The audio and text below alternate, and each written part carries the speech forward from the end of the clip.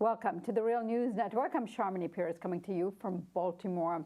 A Saudi airstrike in Yemen killed at least 140 mourners at a funeral in Yemen's capital of Sana'a on Saturday. International outrage against the attack was swift, with UN Secretary Ban Ki-moon condemning the attack and calling for an investigation. Let's have a look. A man-made catastrophe is unfolding before our eyes. Impunity has only compounded the pain. Despite the mounting crimes by all parties to the conflict, we have yet to see the results of any credible investigations. This latest horrific incident demands a full inquiry. More broadly, there must be accountability for the appalling conduct of this entire war. The UN Human Rights Council chief, Zeid Ra'ad Al Hussein, denounced the airstrike and faulted the Human Rights Council that he is the chief of for not doing more in the face of climate of impunity in the country. A spokesman for the UN High Commissioner for Human Rights, Ravina Ramdasani, urged supporters of Saudi Arabia's war in Yemen, which includes the United States, to withdraw their support. Let's have a look at.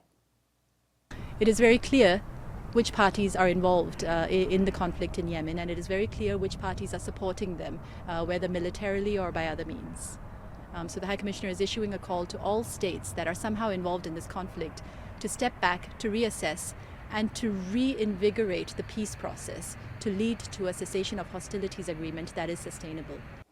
Over 10,000 Yemenis have died in the war since it began on March 19, 2015. Earlier this year, the UN Security Council called the war in Yemen a humanitarian crisis, with up to 80% of the population in need of humanitarian aid. Joining us now to talk about this ongoing war in Yemen is Medea Benjamin. She is co-founder of the peace group CODEPINK and the author of Kingdom of Unjust: Behind the U.S.-Saudi Connection. Medea, thank you so much for joining us. Thank you for having me on, Chairman. Medea, let's get your response to the Human Rights Commissioner calling for a step back for those countries who are supporting Saudi Arabia in this mission. I think it's more than a question of stepping back. I think it's a question of cutting weapons sales. This is the big issue that's facing the U.S. right now. Are we going to continue to sell to the Saudis billions of dollars of weapons that are being used to create this catastrophe in Yemen? They've found parts of the bombs that were used in the bombing of this funeral home, and they were coming from the United States, from the U.S. company Raytheon. So I don't know if stepping back is quite the term to use. I say it's cutting off the weapons sales, it's cutting off our support for the Saudi military, the training, the logistical support, and cutting off the diplomatic cover that has allowed the Saudis to be doing this for almost 2 years now. Now, and in spite of the UN and the Human Rights Council having already made various statements on this issue, the U.S. continued to sell arms to Saudi Arabia and support these attacks in the country.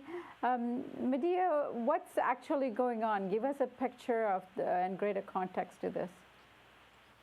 The greater context is simply one of profits, Sharmini. It's the U.S. weapons companies are selling the largest record sales of weapons to the Saudis, and this has been going on certainly under the Obama administration, where just in these almost 8 years alone, there have been weapon sales of $115 billion. This is being used in the Yemen war crimes, but it's also being used to prop up a very repressive Saudi government that represses its own people and that has destroyed the efforts at Arab Spring in neighboring countries like Bahrain. And it is a part of the military-industrial complex in the U.S. that cares more about the profits of companies like General Dynamics, Raytheon, Northrop Grumman, than it does about international law and human rights. And the U.S. isn't the only culprit here. We have Canada just to the north of us who are also continuing their commitment to provide arms to Saudi Arabia. How big is this problem? Well, it's the Western world, and it's so ironic that here the West says we have these values of democracy and that we're fighting this war on terror, and here we are arming the country that is most responsible for spreading terror and intolerant ideology. And it's not just the United States and Canada, it's also England, France, Germany, even Sweden. I just came back from Europe, where there is a growing movement to challenge the weapon sales in all of these countries, and we're creating an international network to say it's time to stop being such hypocrites in the West and start practicing what we preach, which is not supporting repressive regimes like the Saudis simply because they have a lot of money and help our weapons industries to keep the profits going. And describe for us the devastation on the ground.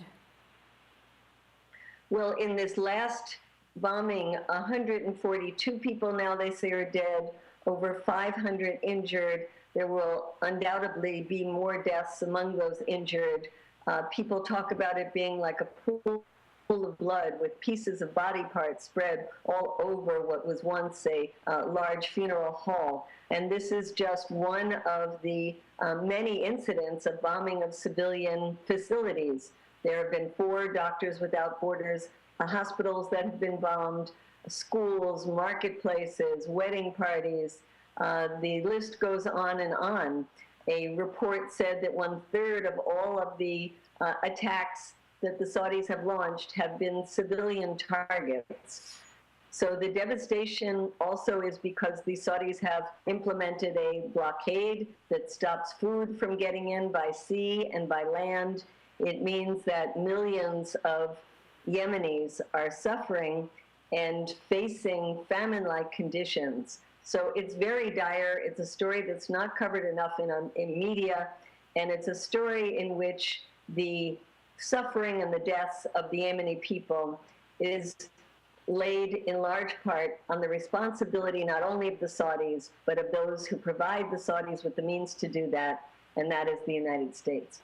And there were recent reports, Medea, of the Houthis fighting back and shelling some of the, I guess, a U.S. warship on the coast. What exactly happened there, and what are the consequences of such effort on the part of the Houthis? The U.S. has said that they will they will have dire consequences, but we have to ask, why is a U.S. boat off the coast of Yemen at a time when the U.S. is involved in the war of Yemen, and they don't think that is, quote, a fair target for the Houthis? We have to remove the U.S. ships from the region. The U.S. should just not be involved. There's also the danger of this being a wider war, in that many Houthis are calling for revenge against the Saudis and calling for Houthis and Yemenis in general to amass at the Saudi border. This could turn into an even uglier conflict than it is, which is all the more reason to demand that our government get out of this conflict.